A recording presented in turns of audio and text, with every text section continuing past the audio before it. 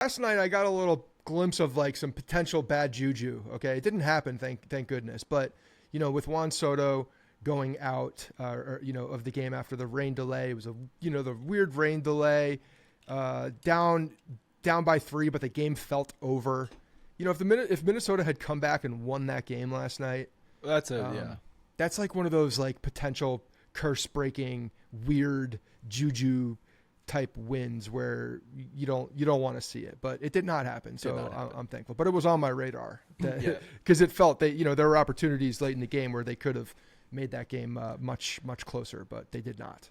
Obviously the number one negative, if that's a phrase, the worst thing to happen from the series is the Juan Soto injury in Thursday night's game during the rain delay. Doesn't come back out after the rain delay. Immediately everyone is, why is Verdugo playing? What's going on here? Because Juan Soto plays every game, every inning. Like, that's what he does. This isn't, we're just trying to get Stanton off the wet field type of thing after a rain delay. Like, if Juan Soto comes out of a game, everyone's alarm bells go up.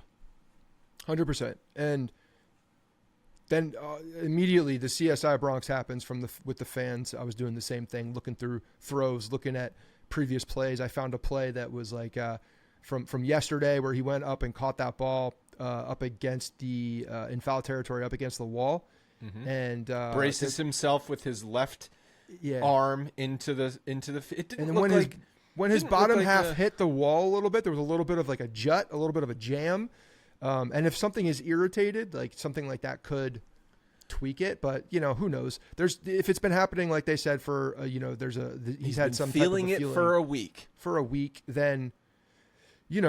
I mean, tendonitis in that regard can flare up. It could go down. If it's something along those lines, there's things that can happen in the muscles that obviously can flare up, and these guys are not healthy all year long. So this is not one of those situations where I'm looking at the Yankees medical staff and saying, why didn't you do this? They're listening to Juan Soto. He's a veteran player. He's playing through it. Nothing is showing that he's injured or it's affecting anything he's doing on the baseball field. So it's like a monitor situation.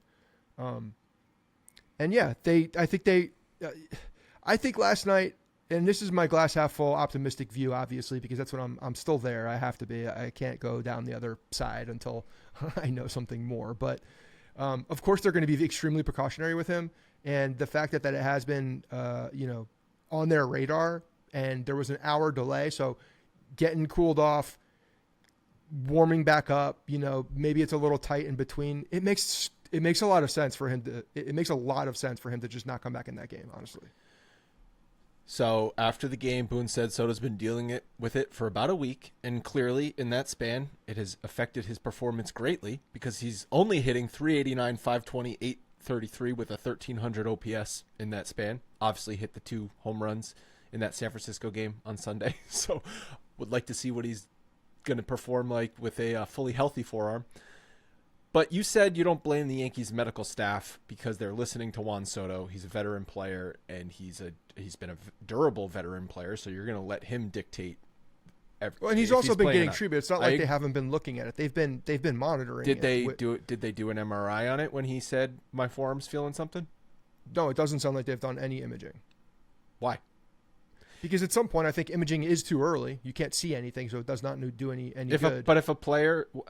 This isn't you or me needing to schedule an MRI, go through our healthcare provider to make sure it's covered and everything like that. Okay? Yeah. If your star player, you're the New York Yankees, any one of your players, even a bum at the bottom of the roster, but especially your star superstars, say, I'm feeling something, just do it. What do you have to lose? Because then you'd be doing it all the time. If someone says, "Yeah, I'm a little sore," and do anything you're not going to go immediately to the MRI right there because it may not show a damn thing either. Like information. Okay, so then great, it didn't show anything. If you complain about it again 2 days from now, we're going to do another MRI. It doesn't show something. Okay, great. You're good to go back out there. 3 days later, feeling something. Let's do another MRI. It's not. It doesn't work that way. Okay. Well, what happens is the Yankees medical staff. This is what happens is, he was dealing with it for a week. We didn't do an MRI. He was just trying to, manage it. Oh, boom, IL. I think it's too easy to blame the medical staff in this instance. I think this is it's why too is easy it for that, easy especially to blame them? Because position players are banged up constantly. Juan Soto plays every single game, every single year. You don't think that he's banged up throughout that entire time? I promise you he is, and he just plays through it, and he's able to do it. So if they're running to an MRI machine, especially when they're, have been on the West Coast for an extended period of time, every single time someone says, "Oh, my tummy hurts," or something aches in my leg or my arm, then they would be doing MRIs all day long. It's just not the way it works. So they did it. It's a week. It's still you're still feeling it. It's still getting a little tight. Okay, MRI. Like, I think that's a reasonable time span. Do they have an MRI? Do they have to go somewhere for an MRI? Do we know this? Do they have it's like a tube. It's like a whole thing. They don't have that at the stadium in their facilities? I don't know if they have it in their facilities, but I would guess they do. It's not like it's the easiest thing to do. It's not like a quick X-ray, unless I'm just missing technology that exists out there where they bring an X-ray to you and do it in 2 seconds. No, but I'm pretty sure they probably MRI machines have the worst sound too. I'm sure they have something at Yankee Stadium to give an MRI. I don't know that for sure. I don't know. I don't know. Guess. Those MRI machines aren't small, so having it in the training room. That's right. If Hal's paying for an MRI machine, he certainly can't get. What's going to affect where the buffet sits, and where people have to go in when they're too drunk and they get quarantined. You got to have those rooms. Have you been in those rooms before? No, but I've heard about them. So you're not super concerned. Listen, I'm mostly playing devil's advocate. Look, I'm not saying I'm not super concerned. Of course, this is anytime Juan Soto doesn't come back in a game and there's imaging that's going to be taken, and Dr. Ahmad was in the building. I don't know why he was in the building. I don't know if he was there because of Soto and them looking at this. I don't know. Of course, there's concern. They sent out the bat signal earlier in the day, and Ahmad just swooped in. Well, you're looking at the baseball numbers, and like you said, the guy is still lighting the world on fire. That's the crazy thing. So it's not hindering his elite performance in any way. He's a professional athlete doing it at the very highest level and playing at the highest level you can possibly play. So I don't know what's saying that he's injured besides them just having a conversation and be like, yeah, this is sore. It's still a little tight. Let's work on it. Let's get a little rub out on the forearm, a little massage. And just keep an eye on it. So I think if it's been going on for a week, this is it feels reasonable. I don't know. That's my take on it. It feels reasonable, especially after an hour delay when you do cool down after getting so ramped up to play in a game. And then a long delay like that happens. And there's a little bit of thing with your star guy.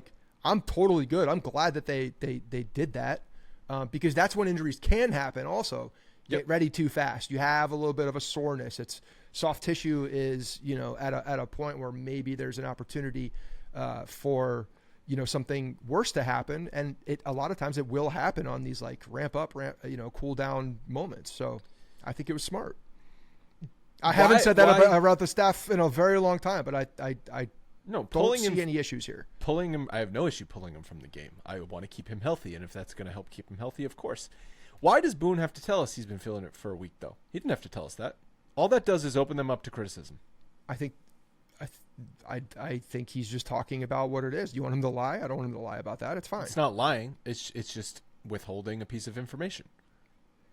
They were well, Dr. Ahmad was there. They had tests. You heard Zillow jumping in to talk when Boone was getting asked these questions because he had obviously more information at that point than even Boone had. They're calling in the big guns for this, okay? Well, Zillow was always there, but this is what, if I'm gonna play the concerned angle of this, that's what concerns me. It's they are all seemingly on high alert talking after the game, talking about this because they know it's the biggest news here.